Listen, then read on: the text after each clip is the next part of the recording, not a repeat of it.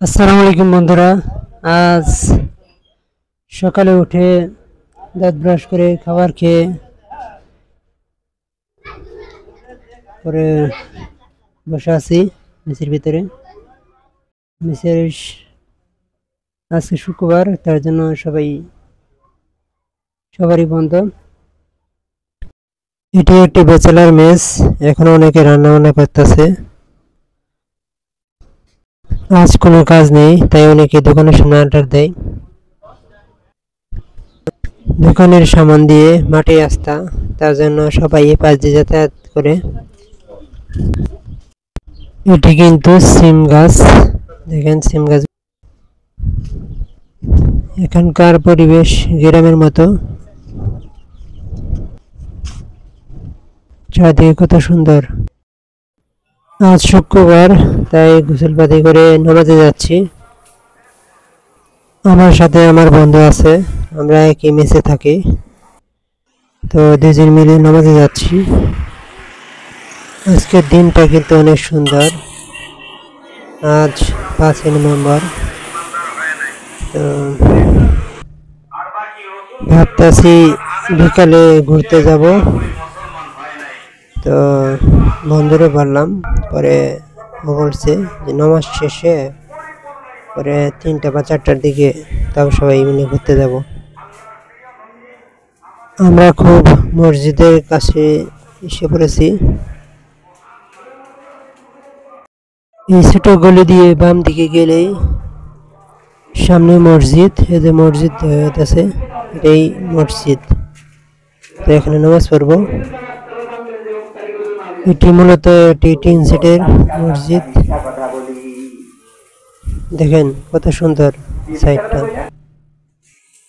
নামাজ শেষ করে এখন বাসায় দিকে যাচ্ছি।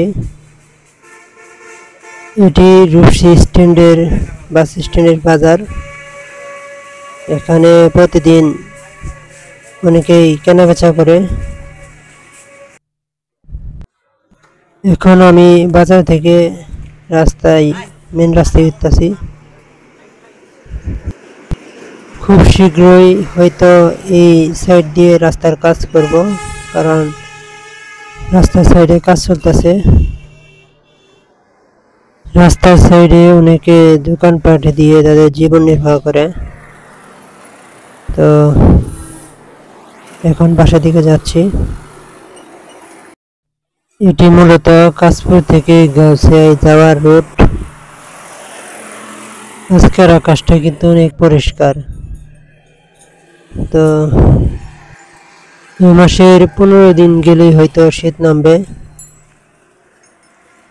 এখন বাসায় যাব, তারপরে খাওয়া দাওয়া করে রেস্ট নিয়ে পরে ঘুরতে বেরোবো।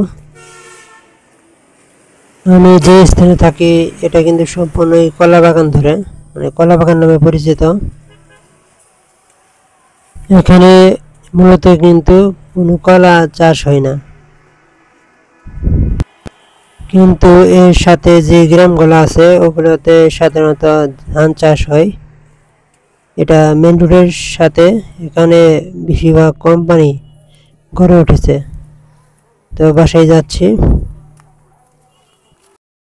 আসলে শহরের মেয়েরা অনেক পরিশ্রমী।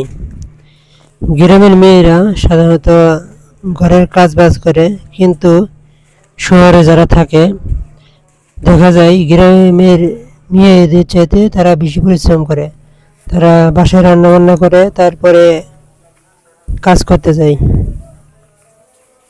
আমার এখানে সবচেয়ে বড় সমস্যা হলো রাস্তা।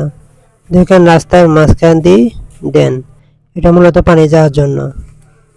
তো এক সময় কিন্তু এরকম ছিল না, এটা রাস্তা ছিল, শুকনো ছিল, কিন্তু এই যে পানি যাওয়ার জন্য ব্যবস্থা করে দিছে, তার জন্য রাস্তার এই অবস্থা, কোনো রাস্তাঘাট ভালো না।